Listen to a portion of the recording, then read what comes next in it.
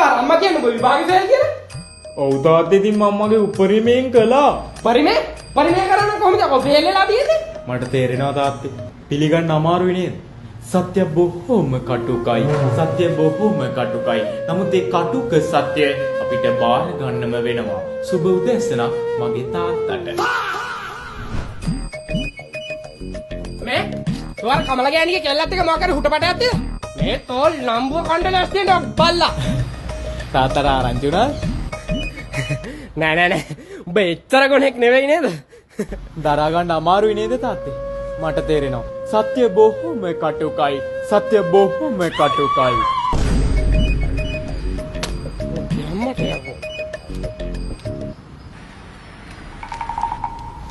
ආතෝ එනකන් තමයි හිටියේ. තුවර 35000 කියලා ගත්ත ෆෝන් එක මේ ලක්ෂ දෙකක්ද?